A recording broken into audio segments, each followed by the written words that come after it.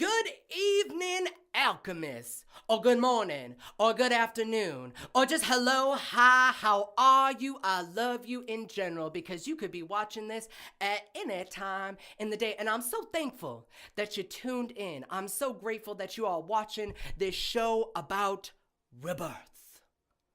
Like the butterfly emerging from the cocoon, I'm spreading my glittery wings to deliver a talk about rebirth. Now, my sermon this evening comes from a line I heard at one point in my life. Admittedly, I cannot remember, and I didn't know if it was true, but it sounded really good when I heard it. And that line is that every 7 years, every cell within your body regenerates.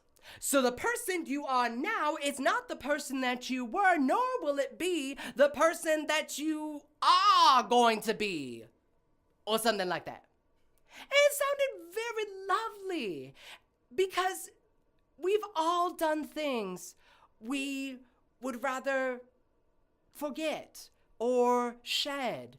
Habits, patterns, behaviors, beliefs, things that we want to get rid of so that we can invite newness. We're constantly redefining ourselves. We're like Madonna. We are reinventing ourselves with every single day. But when I did a little bit of research into this phrase, I found that it was not entirely factually correct. Specifically, the 7-year part.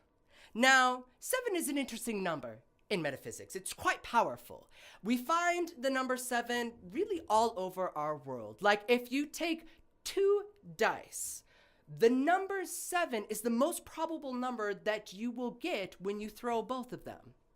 The word 7 appears over 700 times in the Bible. The world was created in 7 days. There's 7 seals in the book of Revelations. 7 trumpeters blew 7 horns for 7 days outside of Jericho until the walls came crumbling down. Maybe that's what we need to do right now in our current world society. Send some trumpeters to the White House and blow some walls down. Maybe that would be good. Maybe that would solve a few things. There are 7 colors of the rainbow, 7 musical notes, 7 main chakras. There are 7 planets that are visible in the heavens. The moon has 4 distinct phases, and between each of those phases is approximately 7 days, etc., etc. You don't need me to give you 7 more examples of why 7 is important. Did you see what I did there? 7 is factually incorrect for the number of years that it takes for our cells to regenerate because our cells are different depending on their specialization, but depending on their job. That determines their lifespan. So, for instance, we have skin cells, and they experience quite a lot of wear and tear, so they regenerate every 2 to 4 weeks. Well, what about our stomach cells that constantly encounter acid? Well, they regenerate every couple of days. White blood cells, couple days to a week. Red blood cells, couple of months. Bone cells take 10 years, and so do fat cells. Thank you, Mama God, for that one. You couldn't think in your infinite wisdom that you could have just, spliced that gene on and did something a little bit differently? So depending on the function and the role of the cell determines how long it lives and how long it takes to regenerate. The fascinating thing is that there are actually some cells that never regenerate. We have them our entire lifetime, like the neurons of the brain or the lens of our eyes. The enamel of our teeth do not, in fact, regenerate. And this is fascinating because even if every cell of our body that's able to regenerates, we're still not an entirely new person. Not completely. As I dove down the rabbit hole of this mystical, magical number of 7, I actually came across a theory on human development that ties our spiritual growth to the 7 chakras. And this belief that there are 7 7-year cycles. Each cycle is attributed to one of the major chakras of the body. And contained within that 7-year cycle, each year is attributed to a very specific chakra. If you are thoroughly confused, or if you are a visual learner like myself, here is a graph that will explain everything to you. Now, the interesting thing about this graph is that the first year, which is attributed to the root chakra is all about our need for security and safety, so all of our fears come to the surface, is known as a spiritual crisis. And each cycle, up until 49, has this crisis. And the period of time between 1 to 49 is known as spiritual childhood.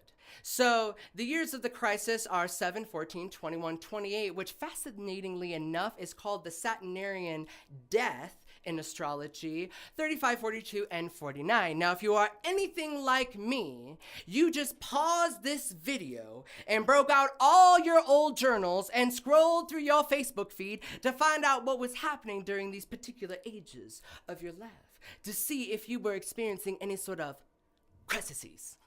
Now, myself, I am currently in the throat chakra, the 5th chakra, and this is all about exercising our will. And in fact, the idea of making our life purpose our vocation, combining our reason for being here with the work that we do every single day, and aligning what we do with our higher self. What I found so fascinating is that the proponents of this theory adamantly say that you haven't even begun living yet. Which blew my mind, because at 32, often the messages that we receive is that you should have already figured this thing called life out by now.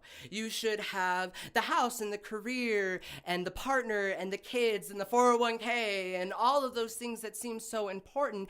And what this theory says is everything up until this point was just lessons. A honing of your skills, of tools, of crafts that are going to serve you in the later portion of your life. You haven't even begun living yet. Now, if you have all those things that I previously mentioned, that's fantastic. And there's no judgment. It's not saying that if you have those things, it's bad. It's also not saying that if you don't have those things, that that's bad. This message is for those individuals who may feel a little lost, perhaps disappointed, or a little depressed, because we all set goals for how 30 was gonna be, where we were gonna be, what was gonna happen, how we imagined our life. And sometimes a little derailing happened. Tragedy happened, loss happened, things that we didn't anticipate, couldn't have anticipated happened. And those magnificent life plans that we created for ourselves were just thrown to the proverbial trash bin. And there is nothing wrong with that. There is nowhere that you have to be. And I found great solace and comfort in knowing that pretty much my 32 years of existence was just one gigantic training exercise. Woo! Lord, thank you, child. That just takes a little bit of the pressure off, because I'm still maturing. I'm still getting ripe. So there's no expectations. But it then led me to this question of, if I haven't been born yet, if I'm not living, quote unquote, living my life yet, the intended life that God has for me, then do I need a rebirth?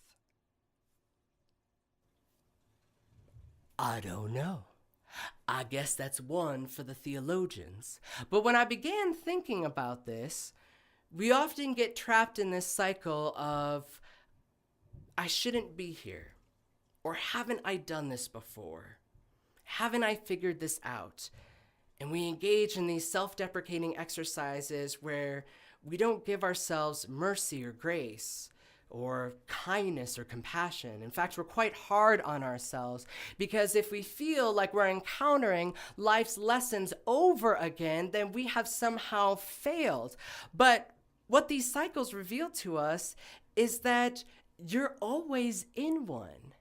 You're always learning, you're always evolving, you're always expanding. It's never a one and done. Doesn't matter if it's the Peruvian medicine wheel or a hero's archetypal journey. Once you finish one, you're likely to just pick up and start all over again.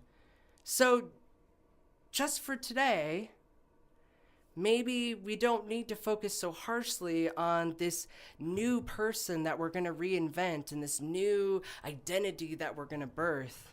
Maybe we can just take a pause and enjoy where we're at. Maybe we can take the night off from all the spiritual growth that we've been experiencing as of late. And remember, if you feel like you're encountering the same lessons over and over and over again, and you feel as though it's quite harsh and quite chaotic, you can always ask the universe to provide the message in a more gentler way, in a more loving fashion, in a way that's less traumatic. Sometimes I need a slap across the face. No, actually, sometimes I need a 2x4 to the back of my head. But I've actually seen profound change within individuals that are subtle. It didn't require much for them to make the shift. And I've seen people get hit by semis and still don't get the message. We're all different. Just like the cells of our body, each lesson has a different lifespan. We can't have expectation that this lesson is going to take the same amount of time to learn as that lesson. We have to just understand that we're really on God's time, and it's going to take however long it needs to in order for us to regenerate. When I was thinking about this talk, for whatever reason, I was reminded of when I used to play World of Warcraft a lot. And when I used to play, I would go for long periods of time of gameplay, like 12, 14 hours. I would be in it. I would be super present. I would get so much done in this mythical made-up world that didn't really matter, but, was really important to me at the time. And then there would be periods of time where I took a break and didn't play for months. And what made me think of it was whenever I logged back on to play World of Warcraft, there was always an update of the system. And depending on how long of a break I took, the longer the system took to update with all the fixes and bug issues that were resolved. And I'm reminded that our journeys are often the same, that sometimes we're really in it and we're doing the work and it's intense and it's wonderful and terrible at the same time, and we grow and we expand and we learn so much, and we need those moments of reprieve where we just allow our operating system to integrate everything that has come in, all the information that we have amassed. We don't need to constantly move on to the next level or the next journey. We're allowed to pause. We're allowed to take a break. As I think about these 7-year cycles and our cellular regeneration and the notion that part of us rejuvenates and changes, but there's also a part of us that stays the same, tells me that we're in a constant balancing act between life and death, and that there's always parts of us that we carry into the newness, whatever we may be experiencing. My question is, how much do we really change? How much are we capable of changing? If our bodies still hold on to the things that we were born with until we die, then how much pressure we place upon ourselves to be completely new and different people all the time. And I think somewhere in our subconscious we know this. I think somewhere we're keenly aware of this notion. Have you ever been in a situation where somebody's made a mistake? Someone's cheated on you, someone's betrayed you, someone's hurt you, someone, has done some unloving actions, made mistakes, and you go through this process of renewal, seeing them differently, seeing yourself differently, seeing the world differently, and you do all the internal reconfiguring. But I wonder how much of the hurt you still carry over. I wonder what's the cellular regeneration rate of resentment? What's the cellular regeneration rate of pain and trauma and wounding? So what I love about real love the most is this idea that trust is given, trust isn't earned. Because if we live in a world in which trust is earned, there's never going to be the right and perfect amount where we go, okay, I can trust this person now. So what it made me do was reflect upon myself, the ways in which I'm still waiting for the ball to drop, the other shoe to drop, all these platitudes that we tell ourselves. We're waiting for the bad thing to happen again because we've carried over little resin, little bits and pieces with us. So not only do we slip sometimes into old patterns, habits, and behaviors, but we're also expecting other people to do the same. And then we're looking to be proven correct. So somebody goes through this amazing change. They're like, I'm a completely different person. I have a new lease on life. And then a week, 4 months, a year, 2 years, they make a mistake. And we go, see, they didn't really change at all. They're the same person that they were back then. So my question for you is, how much do you believe people are capable of changing? If people tell you that they changed, do you believe them? Do you trust that they have? And trust that they're probably going to make mistakes. And that doesn't necessarily mean that they have fallen back into old habits and patterns, because they might just be cycling through the same lessons, maybe with some more tools, more insight, more wisdom, a better understanding of themselves and the world, a closer connection to spirit, but still human and therefore still prone to making mistakes. But we don't let other people off the hook because we really haven't let ourselves off the hook. Because sometimes when we make these grand declarations that we're these completely different people, we're just hoping that people believe us. We're just hoping that people affirm us. And we kind of say it out loud because by saying it out loud, we're hoping that it makes it true and that it's not just something that we have created within our minds, that in fact we are different people. But how much of us does in fact change? That's what I leave you with this evening. I don't necessarily have any answers, but it does good to reflect upon, yes, how different we are in a span of 10 years or 5, or even just how different we are moment to moment to moment.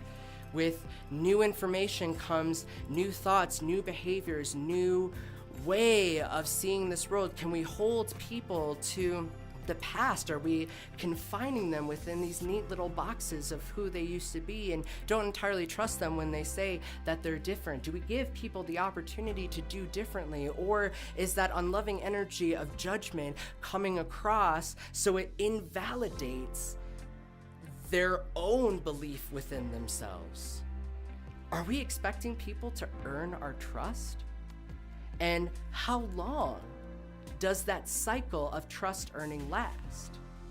Does it last for a couple days, or does it last for 7 years? So thank you so much for tuning in.